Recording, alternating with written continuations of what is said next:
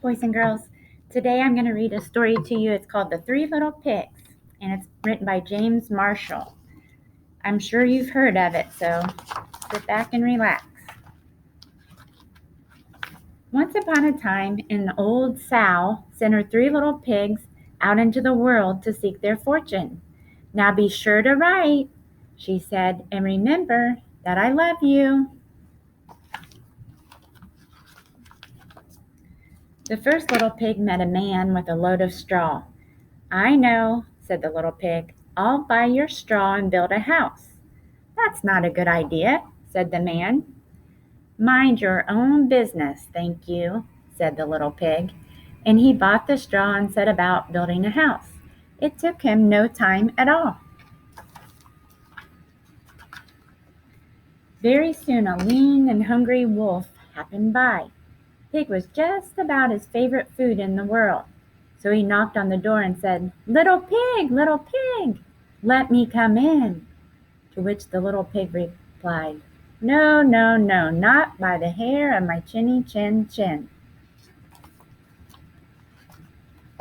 This annoyed the wolf to no end, and he said, "Then I'll huff, and I'll puff, and I'll blow your house in." "Go right ahead," said the little pig. So the wolf huffed and he puffed and he blew the house in, and he gobbled up the little pig. The second little pig met a man with a load of sticks. "I've got it," said the little pig. "I'll buy those sticks and build a house." "I think twice about that," said the man. No sooner had the little pig settled into his pretty house than the wolf happened by. He was still hungry, and he said, little pig, let me come in." To which the little pig replied, "No, no, no, not by the hair of my chinny chin." "Oh, pooh," said the little pig. "What would you know?" And he bought the sticks and he went to work building a house. "Very pretty," he said. The wolf didn't care for that at all, and he said, "I'll huff, and I'll puff, and I'll blow your house in." "Ha, ha, ha," said the little pig.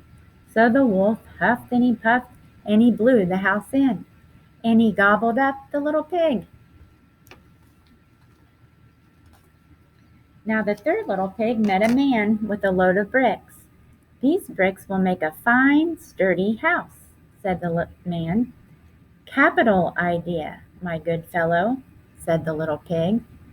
So he bought the bricks and set about building a house. It took him quite a bit of time, but it was well worth it. "Nice and solid," said the little pig. "Nice and solid." But no sooner had the little pig moved in than he noticed the wolf loitering about. And the wolf, who was still hungry, said, little pig, let me come in." To which the little pig replied, "No, no, no, not by the hair on my chinny chin." Well, the wolf had heard that before, and he said, "Then I'll huff and I'll puff and I'll blow your house in." "Oh, don't do that," said the little pig. But the wolf huffed and he puffed and he huffed and he puffed until he was quite blue in the face. The house stood firm. "I'll try another approach," muttered the wolf. And he put on his most dazzling smile. "Little pig, I was only teasing," he said. "By the way, I hear tell that Farmer Jones has the most scrumptious turnips. Shall we go pick a few?" "Oh, I'm much too busy now," said the little pig. "What about tomorrow morning?"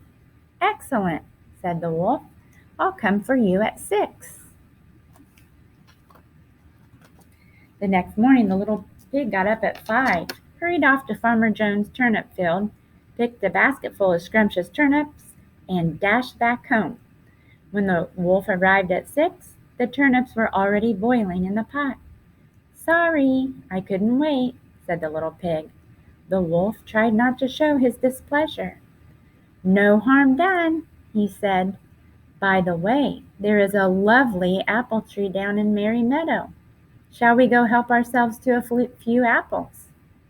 I must cook my turnips, said the little pig. Let's meet there tomorrow morning. Splendid, said the wolf. Shall we say at 5?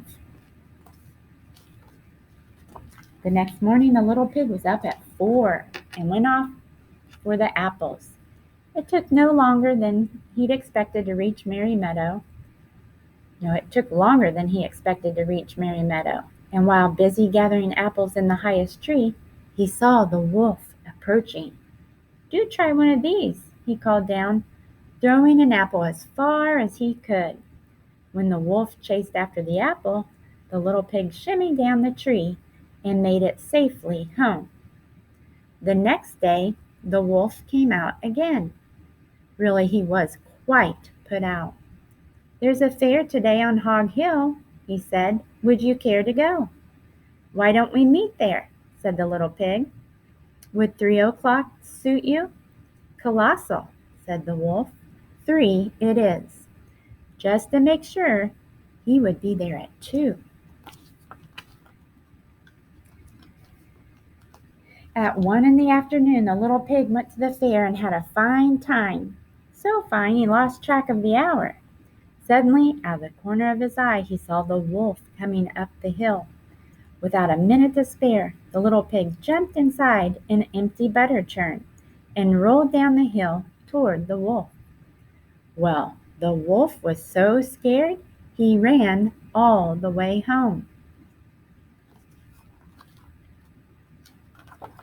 That evening, the wolf went into the pig's little house and told him how frightened he'd been by a great round thing that had come down the hill.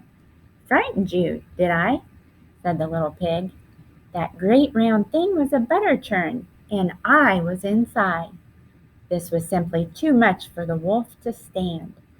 I've been nice long enough, he cried. I'm going to eat you up right now. And he climbed onto the roof. When the little pig saw this, he put a big iron pot in the fireplace and quickly stoked the fire.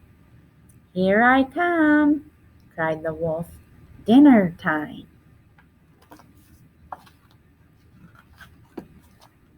You can say that again, said the little pig, and he cooked the mean old wolf and gobbled him up. And we'll have a reading activity next.